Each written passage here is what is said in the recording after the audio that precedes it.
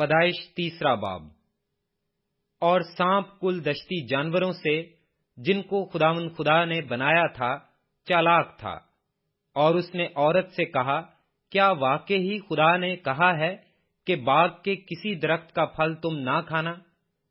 عورت نے سانپ سے کہا کہ باغ کے درختوں کا پھل تو ہم کھاتے ہیں، پر جو درخت باغ کے بیچ میں ہے اس کے پھل کی بابت خدا نے کہا ہے کہ تم نہ تو اسے کھانا اور نہ چھونا، ورنہ مر جاؤ گے۔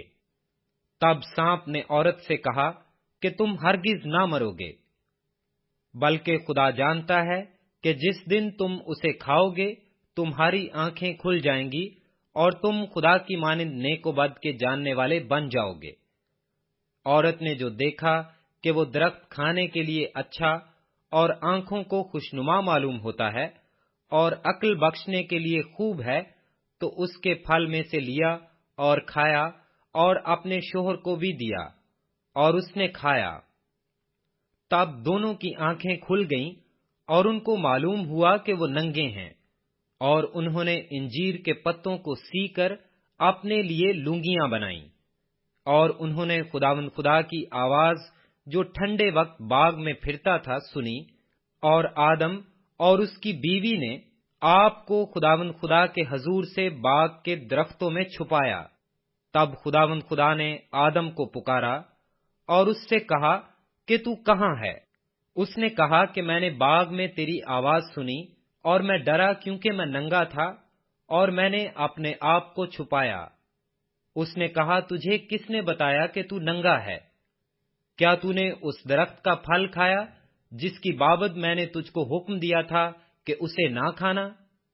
آدم نے کہا کہ جس عورت کو تو نے میرے ساتھ کیا ہے اس نے مجھے اس درخت کا پھل دیا اور میں نے کھایا۔ تب خداوند خدا نے عورت سے کہا کہ تو نے یہ کیا کیا؟ عورت نے کہا کہ سانپ نے مجھے بہکایا تو میں نے کھایا۔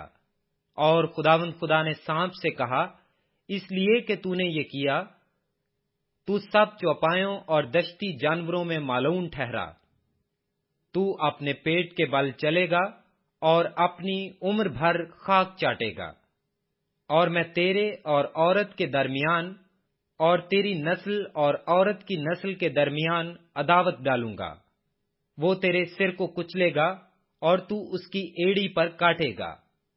پھر اس نے عورت سے کہا کہ میں تیرے درد حمل کو بہت بڑھاؤں گا، تو درد کے ساتھ بچے جنے گی اور تیری رغبت اپنے شوہر کی طرف ہوگی اور وہ تجھ پر حکومت کرے گا۔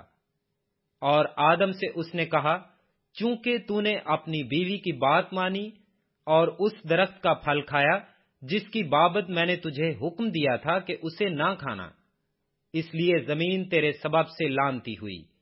مشقت کے ساتھ تو اپنی عمر بھر اس کی پیداوار کھائے گا، اور وہ تیرے لیے کانٹے اور اونٹ کٹارے اگائے گی اور تو کھیت کی سبزی کھائے گا۔ تو اپنے منہ کے پسینے کی روٹی کھائے گا جب تک کہ زمین میں تو پھر لوٹ نہ جائے، اس لیے کہ تو اس سے نکالا گیا ہے، کیونکہ تو خاک ہے اور خاک میں پھر لوٹ جائے گا۔ اور آدم نے اپنی بیوی کا نام حوا رکھا، اس لیے کہ وہ سب زندوں کی ماں ہے۔ اور خداوند خدا نے آدم اور اس کی بیوی کے واسطے چمڑے کے کرتے بنا کر ان کو پہنائے۔ اور خداوند خدا نے کہا، دیکھو انسان نیک و بد کی پہچان میں ہم میں سے ایک کی مانند ہو گیا۔ اب کہیں ایسا نہ ہو کہ وہ اپنا ہاتھ بڑھائے اور حیات کے درخت سے بھی کچھ لے کر کھائے اور ہمیشہ جیتا رہے۔ اس لیے خداوند خدا نے اس کو باغ عدن سے باہر کر دیا تاکہ وہ اس زمین کی جس میں سے وہ لیا گیا تھا کھیتی کرے۔ چنانچہ اس نے آدم کو نکال دیا اور باغ عدن کے مشرق کی طرف کروبیوں کو اور چوگرد گھومنے والی شولہ زن تلوار کو رکھا کہ وہ زندگی کے درخت کی راہ کی حفاظت کریں۔